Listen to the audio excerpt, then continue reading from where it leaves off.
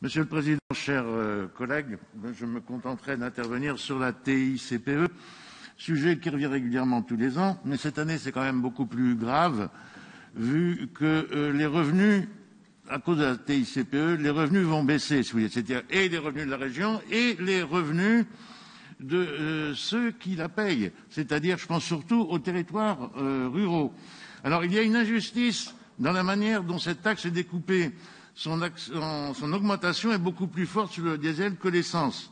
Votre but est, dans la durée, d'amener le gazole au prix de l'essence. Ceci n'est pas équitable, car nombreux de nos compatriotes des campagnes ne peuvent utiliser les transports en commun et sont obligés de prendre leur véhicule, en majorité diesel, ne serait-ce que pour se rendre au travail.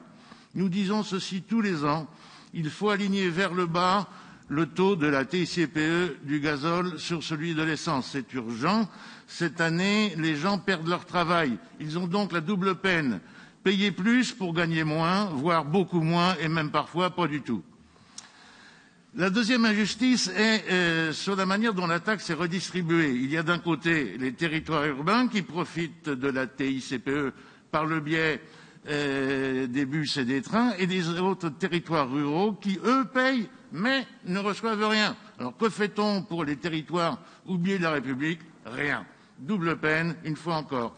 Et troisièmement, n'oublions pas que la TICPE est une taxe sur l'énergie et non pas sur les produits pétroliers comme c'était le cas avec la TIPP. Or, on voit particulièrement dans les zones urbaines des bornes de rechargement pour voitures électriques qui, soit dit en passant, est une nouvelle manière élégante d'aller polluer plus loin que chez nous.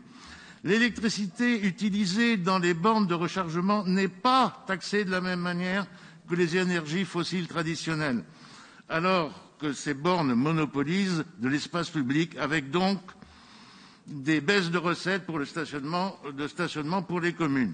Donc c'est une injustice, une fois de plus, et la TICPE doit être vue pour aider au développement des territoires ruraux et non le contraire. Je vous remercie. Merci, Monsieur Gaudin.